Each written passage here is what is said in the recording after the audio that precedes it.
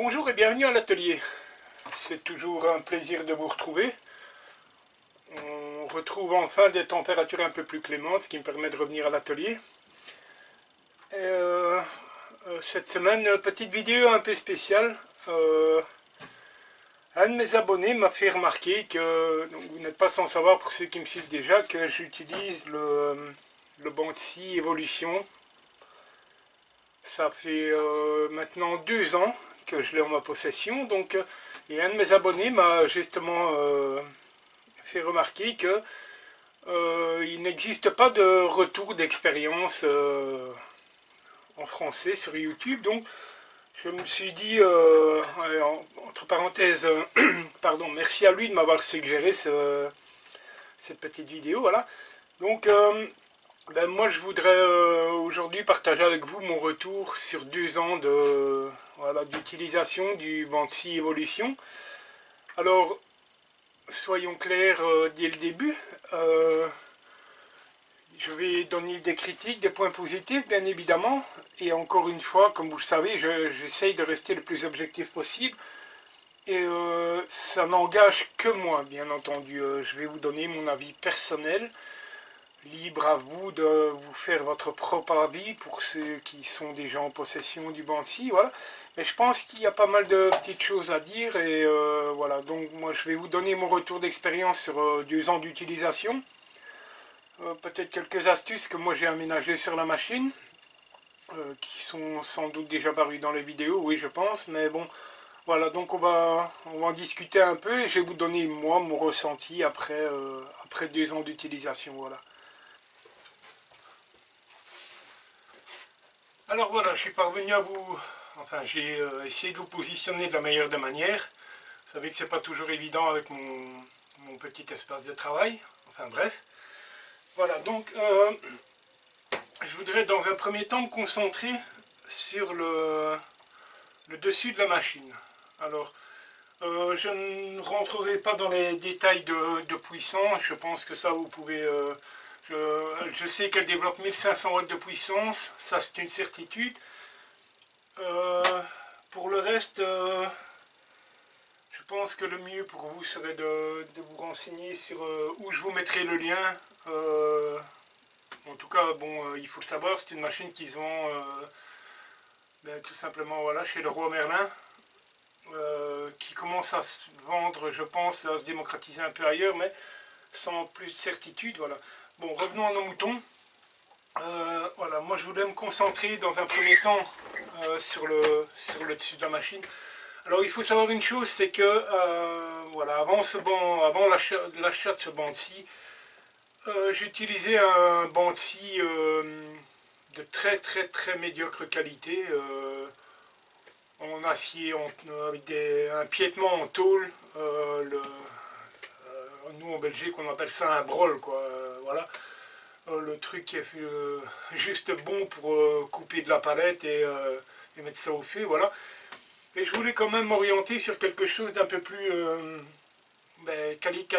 niveau qualité, quelque chose d'un peu plus précis. Alors, au niveau de la précision sur ce banc-ci, je suis parvenu à avoir quelque chose de précis. C'est pas encore la haute précision, mais quand on prend le temps de bien effectuer ces réglages, je dois vous avouer que c'est un peu capricieux, ça m'a pris un bon moment pour trouver les bons réglages, voilà, mais j'y suis parvenu. Alors, le dessus c'est de la fonte d'aluminium. Bon, moi, le dessus commence à être marqué, ce qui est normal, voilà, c'est de l'usure normale. Après, c'est pas de la fonte, hein, bon, donc voilà. Mais je dois dire que depuis 2 ans, voilà, bon, ça résiste bien. Ça résiste très bien, c'est parfait. De ce côté-là, rien à dire. Alors, vous savez déjà que, bien voilà, il y a un système pour élargir la table. Voilà, bon, ça fonctionne. J'ai juste eu un souci de précision en fait parce que j'avais un rail ici qui avait énormément de jus, chose que je suis parvenu à régler, mais pour ça Oui, je vais vous l'expliquer tout de suite au lieu d'y revenir. Voilà. Si vous êtes possesseur de ce banc-ci et que vous avez ce jeu dans vos guides, donc dans les guides du chariot, y compris dans celui qui se trouve en avant, voilà. Il faut savoir que ces guides sont tout simplement installés sur des molettes plastique ou bakélite, je ne connais pas exactement la matière. Et on peut résoudre le problème. Alors pour ça, quand vous êtes face au banc de scie, c'est pas très compliqué à faire. Il faut quand même faire attention à ce qu'on fait, mais c'est pas très compliqué. Ici, sur la gauche, donc à gauche de la machine, quand vous êtes face au banc de scie, vous avez une vis dans le bout du chariot voilà, qui ne tient pas très très fort. Voilà, vous enlevez la petite vis, vous enlevez le capuchon qui s'enlève très facilement au bout des deux guides. Vous déclenchez, vous tirez votre chariot et vous parvenez à sortir votre chariot totalement de la machine. Alors il faut être délicat, bien entendu, faites attention de ne pas le plier, étant donné que c'est de l'aluminium, mais c'est faisable. Moi je l'ai fait à plusieurs reprises, voilà. Ensuite on vient, donc ici bien évidemment je ne sais pas vous le montrer, mais on vient resserrer, alors pas à l'extrême, il faut serrer juste, et laisser un peu de jus dans les molettes, et voilà, et vous parvenez à récupérer. Ensuite il faut remboîter le guide, chose qui n'est pas évidente du tout à faire. Moi j'y suis parvenu en prenant bien le temps, voilà, il ne faut pas être pressé pour le faire, mais voilà, et on parvient à régler ce problème. Voilà, moi ici, quand il est bloqué, vous voyez que voilà, il n'y a plus de jus dedans. Hein. Chose qui était le cas déjà à l'achat du banc de scie. Voilà. Donc, je laisse la petite vis de côté, je la remettrai par la suite. Alors, s'il y a une chose que je peux dire, c'est que oui, au bout de, je pense, un mois et demi d'utilisation, j'ai eu un souci. Il semblerait que le souci soit récurrent sur ce genre de banc de scie. J'ai eu un souci avec l'interrupteur marche-arrêt. Bon, j'ai essayé de contacter le service, le SAV, voilà, étant donné que j'habite en Belgique et que ben, le roi Merlin, vous le savez, est en France, bien, j'ai eu beaucoup de mal à avoir les réponses et donc voilà. Donc tout simplement, eh j'avais une scie ruban qui était de très très très médiocre qualité et j'ai eu la chance que le bloc interrupteur était pareil. Donc voilà, je l'ai remplacé par moi-même. Jusqu'à présent, touchons du bois, je n'ai plus de soucis. Voilà, plus aucun.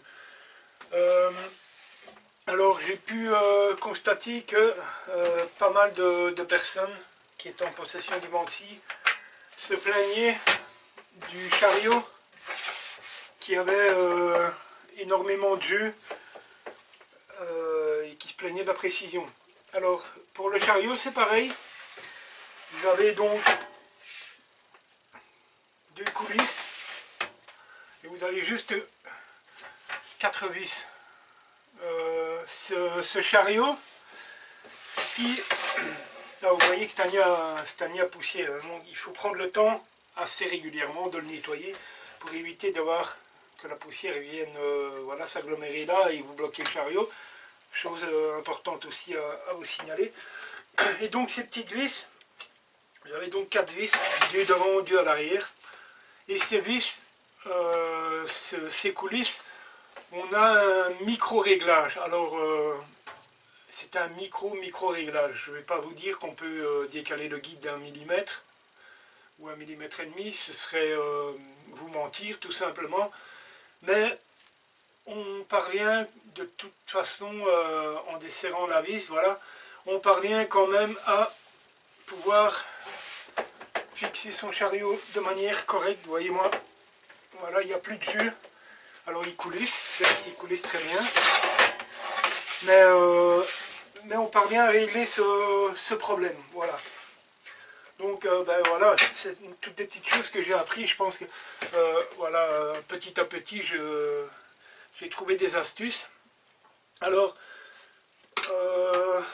chose qui moi ne m'a pas convaincu du tout, bien c'est la plaque pour la lame, parce qu'on a quand même, alors certes, ouais, on la bascule à 45 degrés, mais faites quand même très attention parce que vous avez quand même un écart de plus ou moins 5 mm entre votre lame et la plaque. Et faites très attention, il m'est arrivé une ou deux fois d'avoir des pièces qui descendent et qui viennent donc se bloquer et qui viennent bloquer directement entre la lame et le carter. Et le problème c'est que bien voilà, sur ce banc-ci il n'y a pas de courroie, hein, donc c'est un moteur à attaque directe, donc quand vous avez quelque chose qui vient se bloquer là et qui vient bloquer la lame, c'est très dangereux, et deuxièmement ça risque de vous bousiller le moteur relativement rapidement, voilà, ce qui serait dommage, voilà. Donc moi j'ai pris l'option, j'avais un morceau de bakélite, je me suis fait une plaque, voilà, voilà, que j'enfonce et qui tient relativement bien, et j'ai plus de, voilà, j'ai plus rien, et ça me permet de conserver mon couteau diviseur, voilà. Pour le reste, c'est une machine qui me convient très très bien, j'en suis très content. Alors moi elle est montée sur un piétement, vous savez qu'elle est livrée avec un piétement métallique. Moi ici j'ai pas suffisamment d'espace pour pouvoir la mettre sur ce piétement.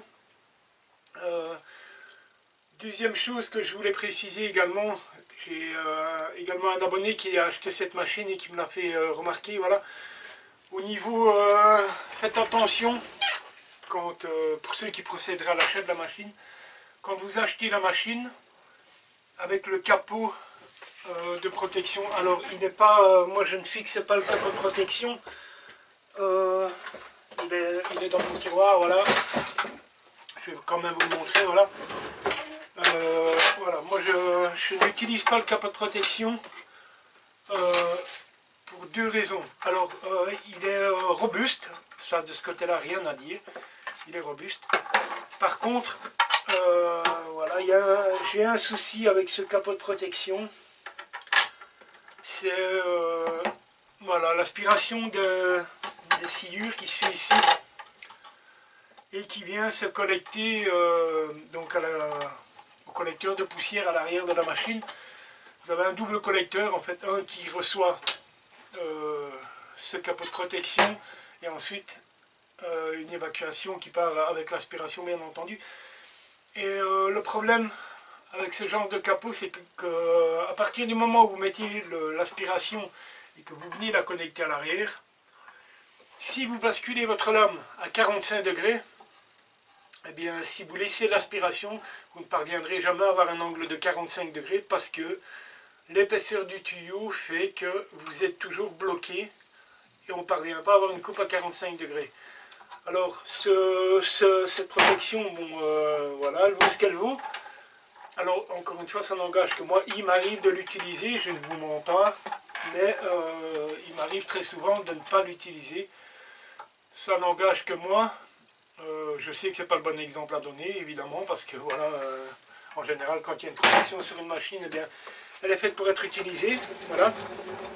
Sinon, ça fonctionne, voilà, il descend relativement bien, ça fonctionne très bien, mais voilà, ça n'engage que moi, encore une fois, je ne vous donne pas toujours le bon exemple en travaillant avec la protection, oui, mais bon, je le reconnais et je vais essayer d'y faire très attention parce que, voilà, même si on ne me l'a pas fait remarquer, mais voilà, moi je m'en rends compte par moi-même, voilà. Donc, alors il y a un deuxième point que je voulais aborder avec cette machine, c'est au niveau des lames. Donc quand vous achetez la machine, elle est fournie avec une lame qui vous permet de couper, c'est une lame multimatériaux. Le seul souci que moi je rencontre avec Evolution, c'est le diamètre de l'axe pour les lames. Le problème c'est qu'ici c'est en pouce, donc on est à 25,4, donc 1 pouce. Et en Belgique, on a beaucoup de mal à trouver des lames d'1 pouce. Alors, bon, c'est pas trop un problème. Moi, je suis parvenu à trouver, encore une fois, chez Power Plus, je suis parvenu à trouver, voilà, non, chez Creator, pardon, c'est pratiquement la même chose. Je suis parvenu à trouver une lame avec une bague qui se vend d'ailleurs, avec le qu'on peut avoir chez Leroy Merlin. Vous avez une bague de réduction, parce qu'en général, les lames de bande scie ont un axe de 30 mm. Donc il faut bien penser à mettre la bague, surtout ne pas utiliser une lame comme ça centrée voilà, à l'œil. Je sais que, bon voilà, vous ne le faites pas, mais je sais que certains pourraient tenter l'expérience et ce serait pas très joli à voir. Donc voilà, je vous déconseille surtout de poser une lame centrée comme ça à l'œil sans la bague. Hein. Restons corrects et en toute sécurité. Voilà. Alors, que vous dire de plus? Ben moi, la machine elle est montée sur un chariot parce que voilà, ben, moi je la promène un peu dans l'atelier. Vous savez que moi j'ai l'obligation de, voilà, de la trimballer un peu à gauche, à droite et de pouvoir toujours pouvoir tout bouger dans mon atelier. Donc voilà, j'aimerais beaucoup l'avoir en point fixe, mais bon, pour l'instant c'est pas le cas. Voilà. Alors le petit bémol, le gros point négatif sur cette machine, c'est tout simplement l'aspiration. L'aspiration n'est pas du tout au point, absolument pas. J'ai pourtant bidouillé, je ne parviendrai pas à vous montrer ici, peut-être si je passe de l'autre côté, vous m'excusez, je passe devant vous. Voilà. Donc moi je suis quand même parvenu, alors je vous change d'angle, hein. Voilà. Vous voyez ce que je vous disais, donc vous avez le capot de protection, un tuyau qui vient se positionner ici, que moi j'ai bouché d'ailleurs, pour essayer de garder un maximum de pression, mais malgré tout ça ne fonctionne pas, voilà. Vous n'êtes pas très droit, je m'en excuse. J'essaie de vous pivoter un peu. Voilà, je pense que là c'est mieux. Donc voilà, moi, même en bidouillant, je suis parvenu à faire un raccord pour y mettre mon gros tuyau de mon gros dépoussiéreur. Et je dois vous avouer que même avec ce gros tuyau du dépoussiéreur, ben on ne parvient pas à tout aspirer. D'ailleurs, si je passe la main vite fait dans la machine, voilà, je vous fais voir. Donc le souci avec cette machine, c'est que bien, quand elle est sur son piétement, tout tombe évidemment au sol, ce qui est, bon voilà, on a juste à nettoyer, aspirer. Le problème, c'est que moi, elle est montée sur mon piétement, et comme elle est montée sur mon piétement, eh bien une fois par mois, en général, ou tous les 2 mois, suivant l'utilisation que j'en fais, je la démonte du piétement. Bon, elle est juste fixée avec 4 vis, je la démonte du piétement, je fais un gros nettoyage, je souffle l'intérieur, et voilà, et jusqu'à présent, j'ai pas de souci avec cette machine. Voilà. Je vais y remonter. Alors,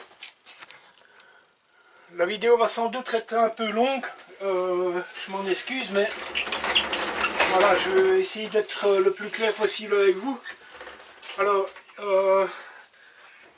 j'ai également publié une vidéo avec l'astuce, vidéo qui a eu pas mal de succès, avec l'astuce de la petite vis, voilà, pour mettre dans le chariot. Je dois vous avouer que ça, c'est pareil, depuis que j'ai réalisé ce petit truc là. Je dois vous avouer que mon guide est réglé et que voilà, mon chariot a été réglé également minutieusement, en prenant bien le temps, et je peux vous assurer que j'ai aucun souci. Depuis, j'ai plus de jeu dans mon guide. Mon guide anglais est tout à fait opérationnel, que ce soit en coupe d'onglet ou même si j'envisage de le modifier d'ici peu de temps, mais ce ce sera un autre sujet, voilà. Mais voilà, donc ça fonctionne même très bien. Alors j'ai également eu quelques petits soucis avec mon guide. Je démonte ceci. J'ai eu quelques soucis avec mon guide que j'ai d'ailleurs dû modifier. Enfin modifier c'est un bien grand mot, mais voilà, au niveau de la précision c'était pas top et les réglages ne sont pas des plus faciles à faire sur le guide. Il faut également être très patient pour parvenir à avoir quelque chose de correct. Donc moi j'ai fait un habillage tout simplement MDF sur mon guide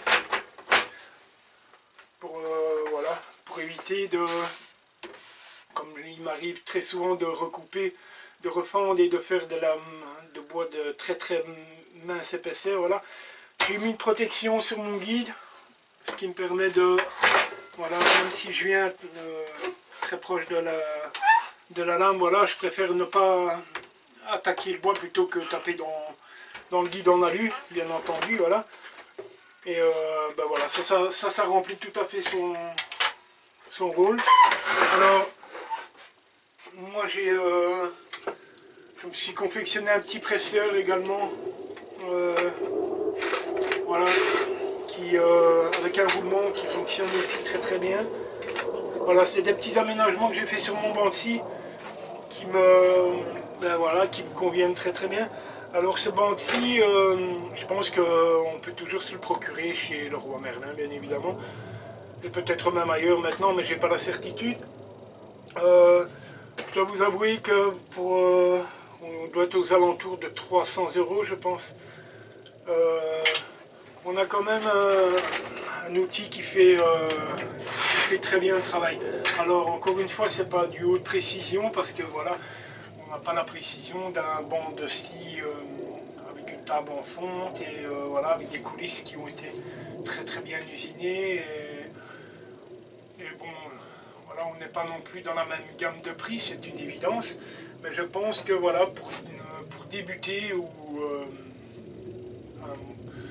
pour les confirmer, je pense que si on prend bien le temps de régler sa machine, il ne faut pas être pressé, ça c'est une certitude, il faut prendre le temps de faire les choses correctement. Mais je dois vous avouer que voilà, une fois le banc-ci réglé, moi j'en suis extrêmement satisfait, il me rend très bien service. Je vois pas d'autres points négatifs excepté ceux que j'ai énoncés. Alors oui, l'aspiration, ça oui, c'est tout simplement très mal fait, très mal étudié. À part ça, le souci du bouton qui est récurrent. Il semblerait que voilà, tout le monde ait ce problème d'interrupteur où il faut garder le doigt sur le power.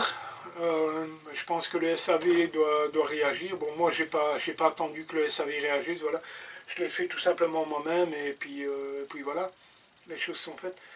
Mais bon, au final, voilà, moi, tout ce que je peux vous dire, c'est que ben, ce petit banc-ci,